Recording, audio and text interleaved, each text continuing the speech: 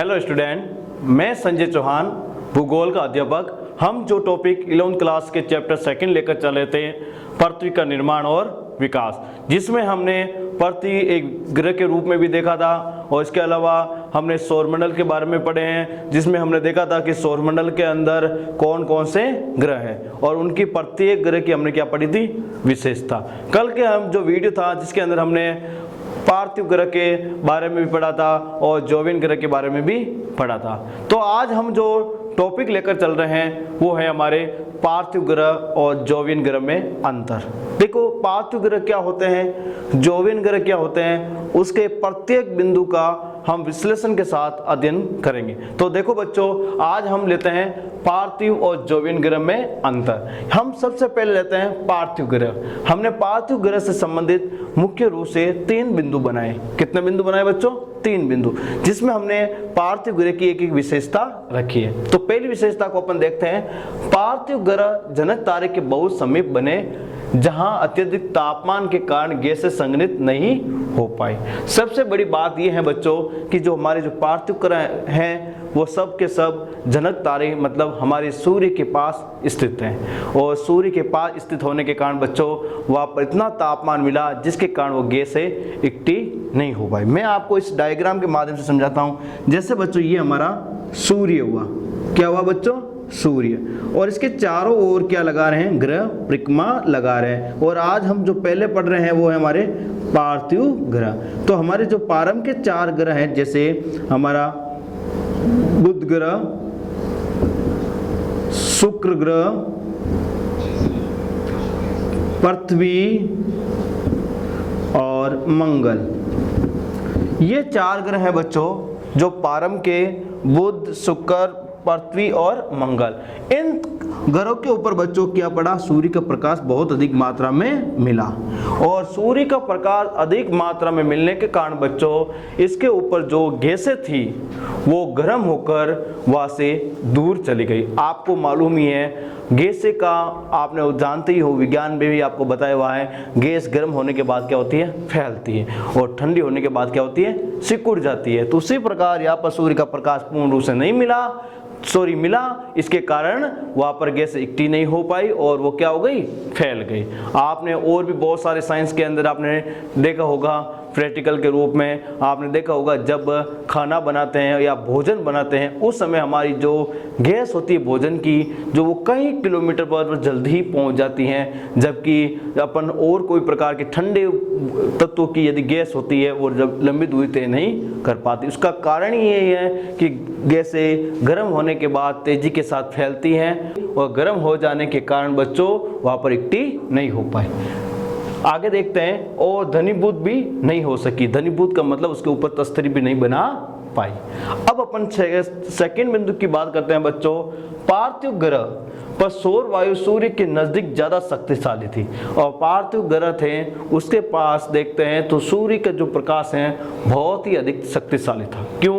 आपको भी मालूम ही है, अपन ने एक छोटी क्लासों में एक बीरबल की कहानी भी सुनी थी, जिसमें आपको बताया गया था कि खिचड़ी जब बनाता था, जब बीरबल ने बनाई थी राजा को कुछ ज्ञान देने के लिए, तो उन्होंने खिचड़ी की जो मटकी थी या कुछ भी बर्तन था उसको ऊपर पेड़ पर लटका दिया और नीचे उन्होंने लकड़ी जलाना शुरू कर दिया। तो उन्होंने क्या बताया कि जितना दूर रहेगा उसका जो ताप है या उष्मा है उसको क्या मिलती है? कम मिलती है। और वही कारण है कि पार्थिव ग्रह दूर ना होकर क्या थे? नजदीक थे, तो उनको प्रकाश क्या मिला? अधिक मिला।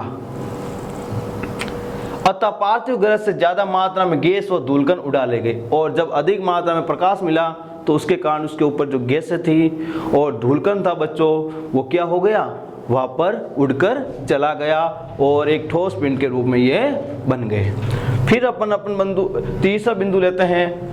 पार्थिव ग्रह के छोटे होने से इनकी गुरुत्वाकर्षण शक्ति भी कम रही है।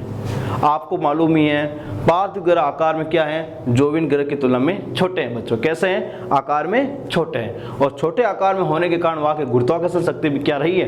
कम रही है। और आपकी गुरुत्वाकर्षण शक्ति क्या होती है?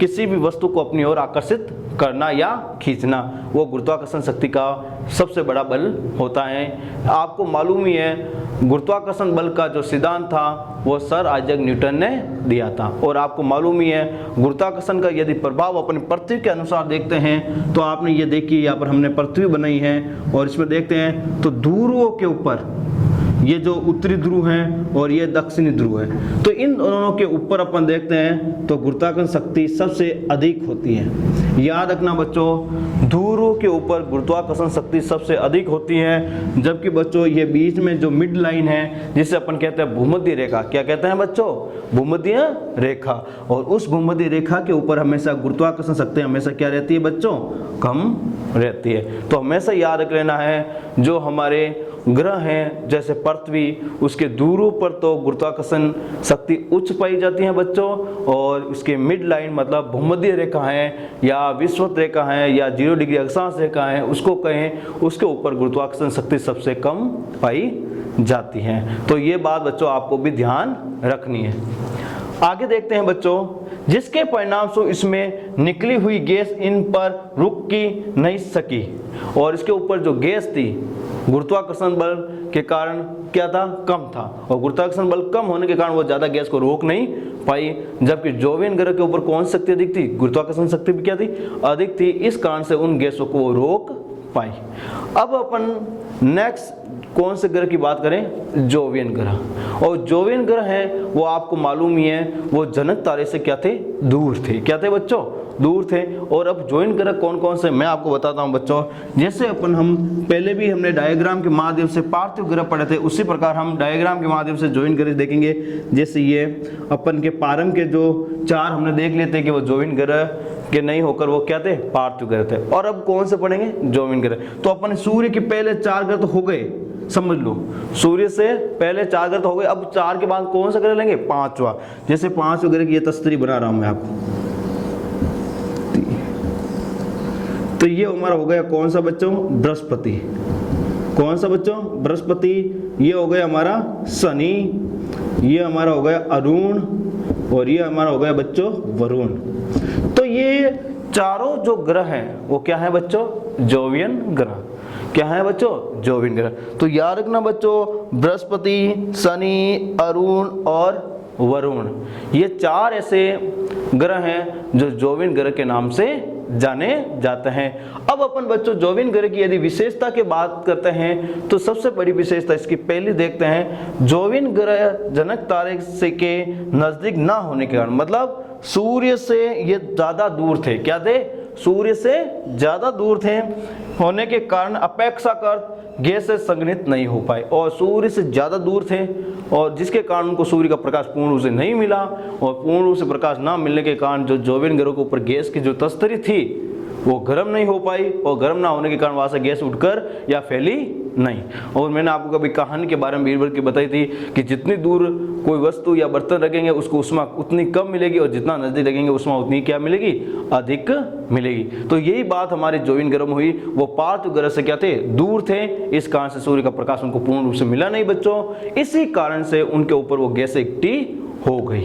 अब अपन इसके सेकंड बिंदु की बात करें, जोवियन ग्रह सूर्य से दूर होने के कारण गैसों की तस्तरी का निर्माण हो गया। और आपने देखा होगा कि चाहे वो शनि ग्रह हो या बृहस्पति ग्रह, उसके जैसे ये ग्रह हैं उसके चारों ओर इस तरह की एक तस्तरी पाई जाती। क्या पाई जाती थी बच्चों, तस्तरी। वो जो तस्तरी होती है वो गैस और धूलिकणों की होती है बच्चों। किसकी होती है, गैस और धूलिकणों की। इसके चारों ओर क्या पाई जाती है, एक तस्तरी का निर्माण हो जाता है। अब अगले बिंदु की बात करें बच्चों, जोवियन ग्रह का आकार बड़ा होने का इसमें गुरुत्वाकर्षण शक्ति भी अधिक होती है। मैंने आपको पहले भी पढ़ा था, बताया भी था कि पार्थिव ग्रह आकार में क्या थे, छोटे थे, इस कारण गुरुत्वाकर्षण शक्ति क्या थी, कम। और जोवियन ग्रह आकार में क्या है बच्चों, बड़े हैं, और बड़े होने के कारण उसमें गुरुत्वाकर्षण शक्ति भी क्या थी, अधिक थी, और अधिक गुरुत्वाकर्षण शक्ति होने के कारण वो गैसों को अपने पास रोक पाए। अब अपन एक महत्वपूर्ण टॉपिक ले रहे हैं, वो है चंद्रमा। आपको खुद को मालूम है चंद्रमा पृथ्वी का एकमात्र प्राकृतिक उपग्रह है।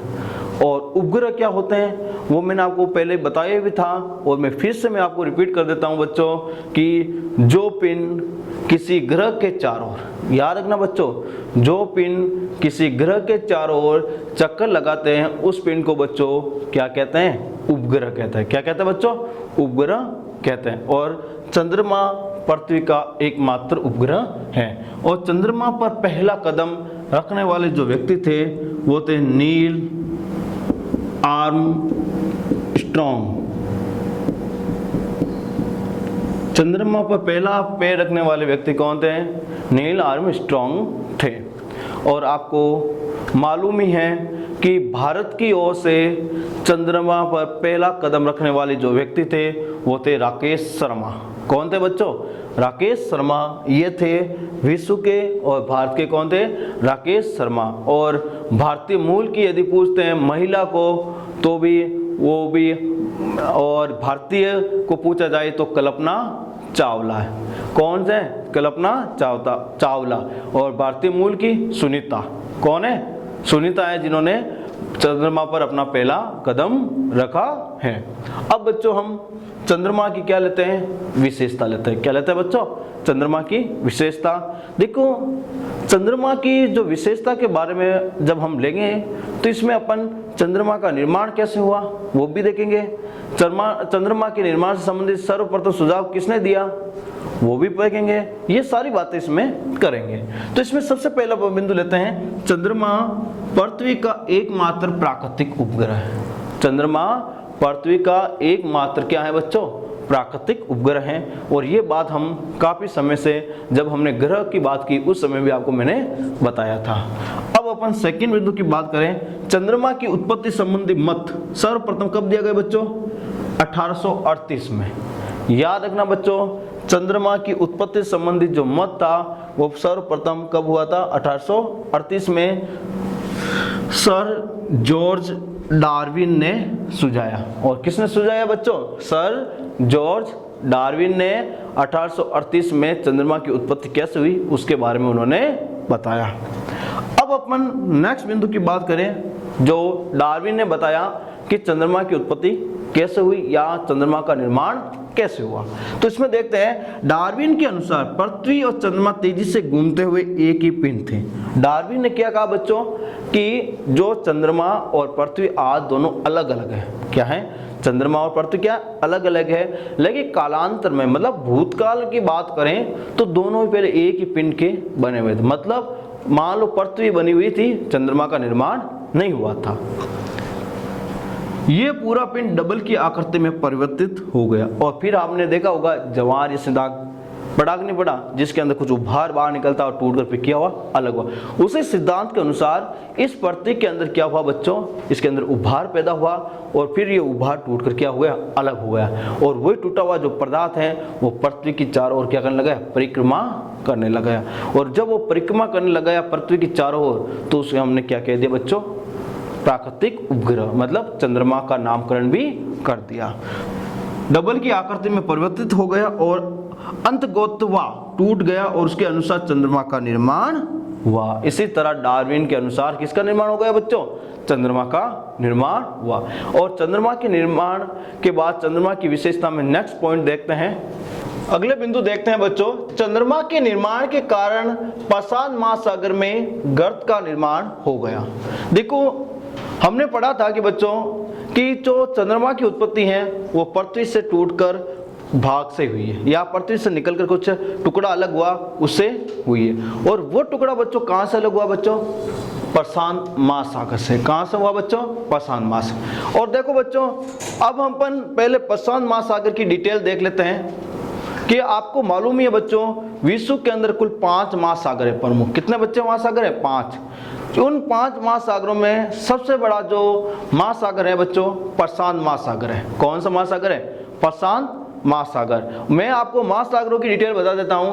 प्रशांत महासागर, हिंद महासागर, अंटार्कटिका महासागर, उत्तरी ध्रुव महासागर और दक्षिणी ध्रुव महासागर, ये 5 महासागर हुए। आपको ये भी मालूम होगा कि जब पृथ्वी का निर्माण हुआ था उस समय पृथ्वी 2 भागों में बटी हुई थी। कितने भागों में बटी थी बच्चों? 2 भागों में। पहला जो भाग था उसको हमने क्या कहा? पैंतालासा, जो जल से बना हुआ था। किससे बना हुआ था? जल से बना हुआ। तो उस समय जो पैंतालासा था वो वर्तमान का क्या कहलाया? प्रशांत महासागर। तो याद रखना बच्चों प्रशांत महासागर को भूतकाल में या जब पृथ्वी की उत्पत्ति हुई उस समय किस नाम से जानते थे? पैंतालासा। याद आ जाएगा बच्चों? पैंतालासा। अब अपन प्रशांत महासागर की बात करते हैं। तो प्रशांत महासागर में क्या हुआ, गर्त का निर्माण हुआ। और आपको मालूम ही है विश्व के अंदर टोटल कितने गर्त हैं, 57 गर्त हैं। याद रखना बच्चों, विश्व के अंदर टोटल 57 गर्त हैं। और इन 57 गर्तों में सबसे ज्यादा जो गर्त हैं वो कहां पर है बच्चों, प्रशांत महासागर में। कहां पर है बच्चों, प्रशांत महासागर में। ये बात आपको मालूम हो गई। टोटल गर्त 57 और सबसे ज्यादा कहां है, प्रशांत महा। और प्रशांत महासागर का जो सबसे बड़ा गर्त है वो उसका नाम है बच्चों मैरियाना गर्त। क्या है, मैरियाना गर्त। और यही मैरियाना गर्त से टूटकर अलग क्या हुआ बच्चों, चंद्रमा। याद रख लेना, इसी मैरियाना गर्त से टूटकर क्या अलग हुआ बच्चों, चंद्रमा। और चंद्रमा का निर्माण हुआ। और वर्तमान में आज ये जो मैरियाना गर्त है उसकी जो गहराई है वो 11,033 मीटर है, मतलब 11,033 मीटर। यदि किलोमीटर में देखते हैं तो लगभग 10.1 किलोमीटर लगभग बनता है। ये याद रखने के बाद आपको याद रखना है बच्चों, उसके बाद जो सबसे ज्यादा गर्त आते हैं वो हमारे हिंद महासागर में आते हैं। उसमें सबसे बड़ा जो गर्त है उसका नाम है सुंडा गर्त। क्या है बच्चों, सुंडा गर्त। तो आपको मालूम हो गया बच्चों गर्त क्या है। अब आपको ये मैं बता देता हूं। आपने एक छोटा सा शब्द देखा होगा खड्डा, मतलब जब कभी जमीन के अंदर जो खड्डा होता है वो कम गहराई का होता है तब तो उसको हम खड्डा कहते हैं, और ज्यादा गहराई का हो जाएगा तो उसे अपन क्या कहते हैं, गर्त कहते हैं। तो वही बात याद रखना है समुद्र में। पर किसी भी सागर या महासागर में पाई जाने वाली गहरी खाई क्या कहलाती बच्चों, गर्त कहलाती। याद आ जाएगा, वापस सुने ना, किसी महासागर या सागर में पाई जाने वाली गहरी खाई क्या कहलाती है, गर्त कहलाती है। तो आपको मालूम हो गया कि हमारे जो चंद्रमा का निर्माण किससे हुआ, प्रशांत महासागर हुआ। और प्रशांत महासागर के किससे हुआ, गर्त हुआ। वो गर्त कौन सा था बच्चों, मैरियाना गर्त। ये भी मालूम हुआ। उसकी गहराई कितनी है, 11,033 मीटर। और उससे क्या हुआ, चंद्रमा का निर्माण हुआ। और गर्त की परिभाषा पूछे तो वो भी मैंने आपको बता दी। अब नेक्स्ट बिंदु की बात करें, चंद्रमा की उत्पत्ति संबंधित एक सिद्धांत बना, उसका नाम है बिग स्प्लैट सिद्धांत। बिग स्प्लैट सिद्धांत एक सिद्धांत आपने मैं पहले बताया भी था, पृथ्वी की उत्पत्ति से संबंधित। वो था आपको जवारी सिद्धांत, निहारिका सिद्धांत और देवतारक सिद्धांत। एक सिद्धांत बताया था आपको ब्रह्मांड के निर्माण से, वो था बिग बैंग सिद्धांत। बिग बैंग सिद्धांत और बिग बैंग सिद्धांत और बिग स्प्लैट सिद्धांत लगभग दोनों मिलते जुलते ही हैं। थोड़ा सा अंतर है, वो पूरी ब्रह्मांड के विस्तार के बारे में बता रहे हैं और ये सिर्फ हमारे चंद्रमा के विस्तार के बारे में ही बता रहे हैं। यही अंतर है, लेकिन उसकी जो थ्योरी है वो लगभग क्या है, सेम है बच्चों। अब इसमें देखो, चंद्रमा की उत्पत्ति संबंधित बिग स्प्लैट सिद्धांत दिया गया, जिनके अनुसार मंगल ग्रह के 1 से 3 गुना बड़े आकार का पिंड पृथ्वी से टकराया। आपने मंगल ग्रह जानते हो, उस मंगल ग्रह की आकृति का कितना बड़ा, 1 से 3 गुना। मान लो वो मंगल ग्रह का वजन मान लो 1 किलो था, तो 3 गुना कितना हो जाएगा, 3 किलो। उस इतने बड़े वजन का जो एक टुकड़ा था वो किस साथ टकराया, पृथ्वी साथ। जैसे ये अपन गई पृथ्वी हुई और यहाँ से इससे 3 गुना बड़ा ये मंगल ग्रह का टुकड़ा आकर इससे किससे टकराया, इस पृथ्वी से टकराया। और इस पृथ्वी से जब टकराया तो इसके अंदर से पृथ्वी का कुछ हिस्सा टूट कर क्या हो गया, अलग हो गया। पृथ्वी से कुछ हिस्सा टूट कर क्या हो गया बच्चों, अलग हो गया। और ये अलग होने के बाद ये पृथ्वी की कक्षा के अंदर क्या लगाने लग गया, राउंड लगाने लग गया, मतलब चक्कर लगाने लग गया। और जब चक्कर लगाने लग गया बच्चों तो उसको उन्होंने क्या कह दिया, चंद्रमा, मतलब प्राकृतिक उपग्रह नाम दे दिया। अब आगे देखते हैं, इस टकराव से पृथ्वी का एक हिस्सा टूटकर अंतरिक्ष में बिखर गया। अभी मैंने बताया ये टकराव हुआ, पृथ्वी का टुकड़ा टूटकर अलग हो गया और अंतरिक्ष में बिखर गया। और टकराव से अलग हुआ यही पदार्थ पृथ्वी के कक्ष में घूमने लगा। और यही मैंने कहा, यह टकराव से अलग हुआ पदार्थ ये, और ये पूरी पृथ्वी के कक्ष में क्या करने लग गया, घूमने लग गया। और क्रमश आज का क्या बना, चंद्रमा बना। तो इस तरह चंद्रमा की निर्माण की बिग स्प्लैट सिद्धांत के बारे में बताया गया।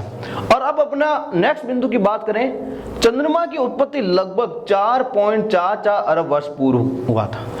कितने पूर्व हुई थी बच्चों, 4.44 अरब वर्ष पूर्व किसकी हुई थी, चंद्रमा की उत्पत्ति। मैं आपको बच्चों बता देता हूं कि पृथ्वी की उत्पत्ति 4.6 अरब वर्ष पूर्व हुई थी और चंद्रमा की उत्पत्ति 4.44 अरब वर्ष पूर्व मानी जाती है। तो ये बच्चों आज हमने पृथ्वी ग्रह, जोविन ग्रह और चंद्रमा की कुछ विशेषता के बारे में पढ़ा। अब अपना जो नेक्स्ट बिंदु होगा वो होगा पृथ्वी का उद्भव। मतलब पहले हमने देखा पृथ्वी का विकास कैसे हुआ, अब पृथ्वी का उद्भव कैसे हुआ, मतलब प्रारंभ में कैसे थी, उसमें किस तरह का बदलाव हुआ, वो किस तरह के बदलाव में उनको देखने को मिला, वो सारी इसमें अपन देखेंगे। तो आज बच्चों पृथ्वी के उद्भव का जो पहला बिंदु है वो अति महत्वपूर्ण है, क्योंकि इस बिंदु के अंदर प्रारंभिक अवस्था बताई गई है और लास्ट बिंदु के अंदर वर्तमान अवस्थाएं बताई गई है। तो प्रारंभिक बिंदु में देखते हैं, प्रारंभ में पृथ्वी गर्म और वीरान ग्रह है।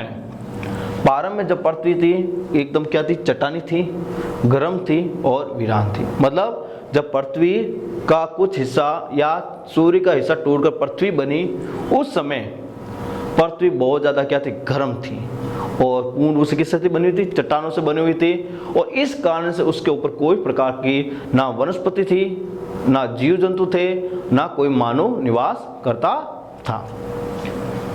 प्रारंभ के वायुमंडल में हाइड्रोजन हीलियम का गैस बना हुआ था। देखो पृथ्वी के चारों ओर क्या पाया गया, वायुमंडल। क्या पाया गया बच्चों, वायुमंडल। ये हो गई पृथ्वी और ये हो गया हमारा वायुमंडल। और इसके अंदर कौन से तत्व थे बच्चों, हाइड्रोजन एंड हीलियम। ये थे प्रारंभिक हमारी पृथ्वी के। लेकिन वर्तमान में इसमें कुछ परिवर्तन हुआ और जहां हाइड्रोजन हीलियम की मात्रा अधिक थी वो घट गई और उसके स्थान पर nitrogen, oxygen, carbon dioxide, argon, ozone, neon, krypton, methane, इस तरह बहुत सारी गैसों का क्या हो गया, निर्माण। नाइट्रोजन है वो 78%, ऑक्सीजन 21%, कार्बन डाइऑक्साइड 0.03%। इस तरह की रेशियो के आधार पर ये हमारे वायुमंडल के वर्तमान में ये गैसें पाई जाती। और पहले क्या थी, हाइड्रोजन और हीलियम, ये दो गैसें पाई जाती थी। और आपको पता ही है सूर्य के जो गर्भ हैं या केंद्र हैं उसके अंदर भी हाइड्रोजन हीलियम पाई जाती है। और हाइड्रोजन हीलियम जो आपस में अभिक्रिया करते हैं तो बहुत बड़ी मात्रा में या बहुत अधिक मात्रा में क्या निकालती है बच्चों, ऊष्मा निकालती है, जिससे हमें वर्तमान में अन्य ग्रहों को भी या पृथ्वी जैसे बहुत सारे ग्रह हैं उसको भी क्या मिलती है, ऊष्मा की प्राप्ति होती है। अब अपन बच्चों नेक्स्ट बिंदु की बात करें, वर्तमान के वायुमंडल में परिवर्तन होने से वीरान गर्म ग्रह एक सुंदर ग्रह में परिवर्तन होगा। लेकिन वर्तमान में ये वायुमंडल में परिवर्तन हुआ, पहले हाइड्रोजन हीलियम था लेकिन वर्तमान में ये परिवर्तन हुआ, इन गैसों का निर्माण हुआ और इन गैसों के निर्माण के कारण ये पृथ्वी क्या बन गई, सुंदर ग्रह, जहाँ पर जीवन पाया गया, पानी पाया गया, वनस्पति पाई गई, प्राणी पाए गए, मानव पाए गए, ये सारे निवास करने लग गए। तो जिसके कारण पृथ्वी क्या हो गई, एक सुंदर हो गई। आपको एक उदाहरण मैं बता देता हूँ, यदि किसी जगह पर अपन पेड़ पौधे लगा देते हैं, फल फूल लगा देते हैं, या तक कि वहाँ पर विभिन्न प्रकार के जीव या मनुष्य रहने लग जाता है तो वो क्षेत्र क्या हो जाता है, सुंदर हो जाता है। और यदि ये नहीं पाई जाती तो क्या हो जाता है, सुंदर नहीं होता है, एक उजड़ा हुआ बाग की तरह दिखाई देता है। आगे की बात करें अगले बिंदु की, पृथ्वी की उत्पत्ति 460 करोड़ वर्ष पूर्व हुई थी। पृथ्वी की उत्पत्ति कब हुई थी, 460 करोड़ वर्ष पूर्व हुई थी। जब पृथ्वी की उत्पत्ति हुई थी उसी समय सभी ग्रहों की उत्पत्ति भी हुई थी। यदि आपसे बच्चों पूछ लिया जाए कि मंगल ग्रह की उत्पत्ति कब हुई तो 460 करोड़ ही होगी, बुध ग्रह की उत्पत्ति भी 460 करोड़ होगी। जितने भी ग्रह हैं उनकी जो उत्पत्ति है वो कितने मानी जाएगी, 460 करोड़ वर्ष पूर्व मानी जाएगी, क्योंकि सभी ग्रहों की उत्पत्ति एक साथ ही मानी जाती है। तो आज हमने पृथ्वी के उद्भव के सारे पॉइंट हमने पढ़ लिए हैं और उन्होंने हमने बताया कि पृथ्वी की उत्पत्ति 460 करोड़ वर्ष हुई थी। लेकिन पृथ्वी की जब उत्पत्ति हुई उस समय इसके ऊपर कोई प्रकार का जीवन नहीं था। जीवन की जो उत्पत्ति है वो पृथ्वी की उत्पत्ति से काफी वर्षों के बाद हुई थी, क्योंकि 480 वर्ष पूर्व या 480 करोड़ वर्ष पूर्व महासागर का निर्माण हुआ, उसके बाद जीवन की उत्पत्ति हुई थी। और जीवन की जब उत्पत्ति हुई तो उस समय हमारे पृथ्वी के कई मंडल का निर्माण हुआ, जैसे स्थल मंडल, जल मंडल, वायुमंडल और जीव मंडल। इन अलग अलग प्रकार के मंडल का क्या हुआ, निर्माण हो। स्थल मंडल होता है पृथ्वी का वह भाग जिस पर जल नहीं पाया जाता या जल से ढका हुआ नहीं हो, उसे हम क्या कहते हैं बच्चों? स्थल मंडल। वापस सुन लेना बच्चों, पृथ्वी का वह भूभाग जो जल से ढका हुआ ना हो, उसे हम क्या कहते हैं? स्थल मंडल।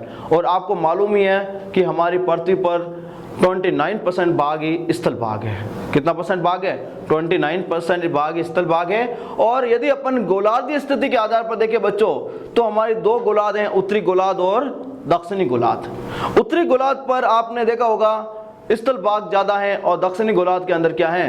जल भाग ज्यादा है। याद रखना बच्चों, उत्तरी गोलार्ध में स्थल भाग अधिक है और दक्षिण गोलार्ध में क्या है? जल भाग अधिक है। तो हमने स्थल मंडल के बारे में समझा। फिर हम देखते हैं वायुमंडल। वायुमंडल की परिभाषा मैंने आपको बार बार बीच बीच में वीडियो के अंदर बताई भी थी बच्चों कि वायुमंडल पृथ्वी के चारों ओर वायु के आवरण को बच्चों क्या कहते हैं? वायुमंडल। और पृथ्वी के चारों ओर जो वायु का जो आवरण है वो विभिन्न गैसों का बना हुआ है, जैसे nitrogen, oxygen, carbon dioxide, argon, ozone, neon, krypton, methane, ये सारी गैसें हमारे पृथ्वी के वायुमंडल में पाई जाती है। और आपको मालूम ही है तीसरा जो मंडल हमारा है वो है जल मंडल। जल मंडल की सीधी सी परिभाषा है बच्चों, पृथ्वी का वो भूभाग जो जल से ढका हो, चाहे वो झील हो, चाहे वो तालाब हो, चाहे वो नदी हो, चाहे सागर हो, चाहे महासागर हो, इस किसी भी तत्व से जल से ढका हुआ हो, वो जल मंडल के अंतर्गत आता है। तो वापस परिभाषा एक बार मैं बच्चों रिपीट कर देता हूं, पृथ्वी का वो भूभाग जो किससे ढका हो? जल से ढका हो, उसे हम क्या कहते हैं बच्चों? जल मंडल। अब हमारा अगला बिंदु है वो है जैव मंडल। क्या है बच्चों? जैव। क्योंकि हमने स्थल मंडल के पढ़ लिया, वायुमंडल पढ़ लिया और जल मंडल पढ़ लिया, और तो अब हमारा है जैव मंडल। जैव मंडल का मतलब होता है जीवों का मंडल। और आपको बताइए जीवों का जो मंडल है वो हमारे स्थल पर भी देखने को मिलता है, जल पर भी देखने को मिलता है और वायु में देखने को मिलता है। जैसे कुछ जीव ऐसे होते हैं जो जल में भी रहते हैं और स्थल पर भी रहते हैं, कुछ जीव ऐसे होते हैं जो वायुमंडल में रहते हैं और स्थल पर भी रहते हैं। तो अपन की सीधी सी परिभाषा जब बनाते हैं तो इसका सीधा सी परिभाषा बनती है, किसी भी मंडल में, चाहे वो जल मंडल हो, चाहे वायुमंडल हो, चाहे हमारा स्थल मंडल हो, जहां जीवन पाया जाता है उसी जैव मंडल कहा जाता है। और यदि सीधी भाषा में बोले तो जल मंडल, स्थल मंडल और वायुमंडल के सम्मिलित रूप को क्या कहते हैं? जैव मंडल कहते हैं। तो ये हमारे स्थल मंडल, वायुमंडल और जैव मंडल, इन सब की परिभाषा हमने बता दी। और अब हमारा जो अगले जो टॉपिक होंगे उनमें हम जल मंडल, स्थल मंडल की विशेषता और हमारे कुछ युग हैं जो भूगोल की भाषा के अनुसार काल प्रमाण कहलाते हैं, उनके बारे में थोड़ा सा अध्ययन करेंगे। आज हमारे जो टॉपिक था उसमें बच्चों हमने कुछ महत्वपूर्ण टॉपिक, पृथ्वी का उद्भव, जोविनम, पार्थिव ग्रह और चंद्रमा जैसे महत्वपूर्ण टॉपिक थे, उसका विश्लेषण किया और उसके बारे में आपको समझाया। और मैंने इस वीडियो के अंदर मैंने आपको कुछ PDF नोट्स भी बताए हैं और नोट्स दिए भी हैं। उस नोट्स को अपनी कॉपी में नोट करके नोट्स बनाएं और वीडियो को ज़्यादा से ज़्यादा शेयर करें। धन्यवाद।